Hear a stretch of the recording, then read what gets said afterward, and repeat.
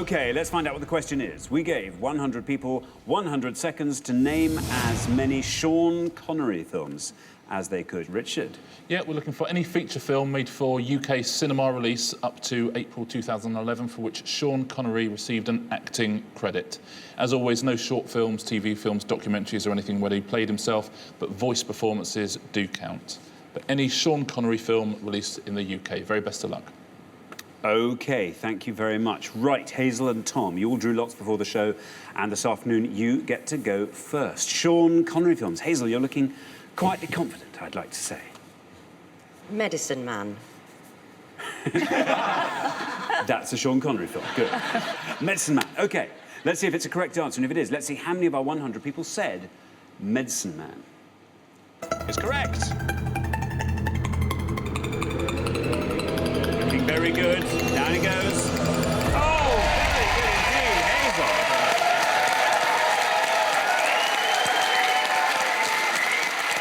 Just what the doctor ordered. Medicine Man scores you 1 point. Richard? Yeah, very well played, Hazel. No, absolutely no pause at all and a very good answer. From 1992, he plays a scientist in the Amazonian jungle. We come to you, Paul. What is the most obscure Sean Connery film you can think of? I'm going to say one what he were in with, I think, with Nicolas Cage, Alcatraz, called The Rock. The Rock. Let's see if The Rock is correct. If it is, let's see how many of our 100 people said The Rock. It's right. Oh, it's another good answer. Paul, 26. 26 points for The Rock. Richard? Yeah, from 1996, The Rock. And as you say, The Rock itself was Alcatraz. And apparently Sean Connery had a cabin built on Alcatraz so he could stay there overnight. He didn't like to do the journey back and forth. So they say that he lived on Alcatraz throughout the filming. OK, now then, Raj.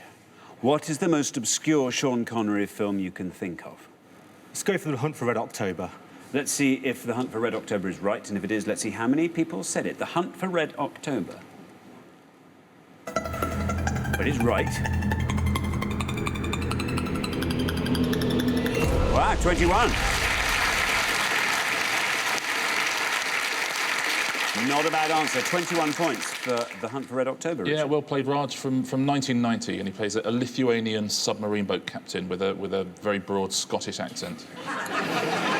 Mary, we come to you. I'm going to go with one of the Bond films. OK. This isn't my strongest point at all. Right. I'll go for Goldfinger. Just one of the lesser-known Bond films, then. OK, well, you're hoping to score as few points as possible. Let's see how many people said Goldfinger.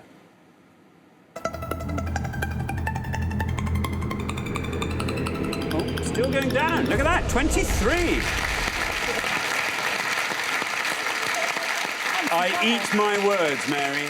23, there you are. Not the highest score after all. 23 for Goldfinger, Richard. I know Goldfinger scores less than The Rock, in fact. Yeah, obviously one of his outings as James Bond. And Goldfinger himself is named after the architect Erno Goldfinger, who made a lot of houses in London, including ones in Willow Road, and Ian Fleming used to live opposite them. So apparently that's to get his own back.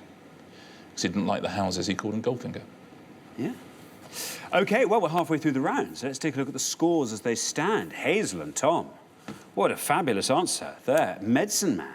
And then, quite a hike. We go up to Raj and Taresh on 21, then up to Mary and Jess on 23, then up to Paul and Mark on 26. So, yes, Mark, it's very close at your end of the field, but you're going to have to find a nice low-scoring answer to make sure you stay in the game. Right, we're going to come back down the line. Can the second players please take their places at the podium? OK, so we're looking for Sean Connery films. Jess, now, this wasn't a great subject for Mary. And it's not for me. Oh, no, don't say that. No, it's not. I'm going to have to follow a similar kind of theme, and I'm not sure it's right, but I'm going to say never again. There is your red line. It's quite low. But below that, you are through to the next round. Never say never again. Let's see how many people said that. Never say never again. It's right. Goldfinger scored 23. Surely it'll be lower than that. Yes, it is. Down it goes. 8. That's a great answer, Jess. Very well done. That takes your total up to 31. Richard. Not a bad answer, Jess. It keeps you in the round, certainly, because Never Say Never Again, of course, was an unofficial Bond film, so I think perhaps less well known than other Bond outings. Teresh, you're an actor. I am. I think that somehow qualifies you to pluck out of thin air a pointless Sean Connery film. I can think of quite a few, but what's life worth if you're not pointless? So I'm going to go for something a little bit obscure, which I think had Michelle Pfeiffer in it. The Russia House. Russia House. Look, Raj is nodding. Very, very good. That could be a superb answer. The high scorers currently are Jess and Mary on 31. That means if you can score 9 or less with Russia House, you're through. Let's wait and see. There's your red line. Get below that red line with Russia House. Through you go to the next round. Is it right? How many people said Russia House? Oh, Teresh is right. It's a correct answer. I think this will be going a long way down. Right. Oh, look at that. Superb. Very, very, very well done, Teresh. That's a pointless. It adds £250 to today's jackpot, taking the total up to £1,250. It also scores you nothing and leaves your total at 21. You're through to the next round. Richard. Yeah, brilliantly played, Teresh. Well done. The Russia House from 1990. Very well done if you got the Russia House at home as well. And Michelle Pfeiffer is in it. Sean Connery plays a British publisher in Moscow. It's based on the John le Carré novel. Very good. Now, then, Mark, we are looking for Sean Connery films. Well, the high scorers are Mary and Jess on 31. You're on 26, which means if you can score 4 or less, you're through to the next round. I'm going to go for Entrapment. Entrapment. Yeah. Very good. Entrapment. Let's see if that's right. And if it is, let's see how many people said it. There's your red line right at the bottom there. If Entrapment can, like Catherine Zeta-Jones, under those lasers, can get you below that red line.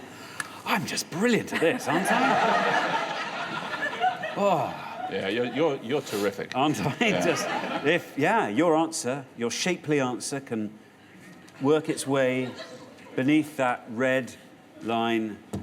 Entrapment. Is it right? How many people said it? It's right. Oh, look at that. Oh, 15. It scores you 15, takes your total up to 41. It could be good enough. It's all in the hands of Tom. Richard. Yeah, another fairly high-scoring one from 1999. So, yeah, game on now. Game on, as you say. A good answer. Is it good enough? Well, Tom, you know the answer to that. I know a few. I'm just trying to figure which would be better. The fact The Rock scored 26 did worry me slightly. There's 3 I'm choosing between: League of Extraordinary Gentlemen, Dragonheart, and Highlander 2. I think I'm going to go for Dragonheart because it's just a voiceover. Dragonheart, just voiceover. Ah, Raj is nodding. Raj nods when people are about to get pointless answers. There is your red line. Below that red line, Tom, you are through to the next round. Very best of luck. Let's see if it's right, and if it is, let's see how many people said Dragonheart. Well done. You're through to the next round. Very well done. Oh! 8 points for Dragonheart takes your total up to 9. Richard. Yeah, well played, Tom. Good answer. In fact, 3 good answers, because that scored you 8. The League of Extraordinary Gentlemen would have scored you 9, and Highlander 2, The Quickening, would have scored 1. So 3 very, very good answers. Let's take a look at the pointless answers, see if you've got any of these at home. Another Time, Another Place, that you filmed with Lana Turner, that's a pointless answer. Finding Forrester, another pointless answer. Just Cause, also pointless. Well done if you got that. Let's take a look at the next page. Rising Sun, that was pointless. Tarzan's Greatest Adventure, can't have been that great. The Avengers, he was in the terrible remake of that film. Let's take a look at the last page of them. The Longest Day, set in the D-Day landings. That was a pointless answer. Russia House we've already had, of course, and Time Bandits, where he played King Agamemnon and a fireman. Very, very well done if you got any of those. Thank you, Richard. Well, at the end of round 1, it turns out the losing pair with the highest score are Mark and Paul. Well, bad luck. This wasn't in the script at all. You were meant to be here for much, much longer. Need to get back to work tomorrow. Well. Well, dear, oh dear, oh dear. Whose fault was that? You're going to blame Paul for The Rock? Yeah. I would have thought The Rock would be very low scoring, as indeed, presumably, so did you. Well, I'm afraid this is where we say goodbye. This is your second appearance on the show, but you have been excellent contestants. It's been lovely having you. Thanks so much for playing. Great contestant.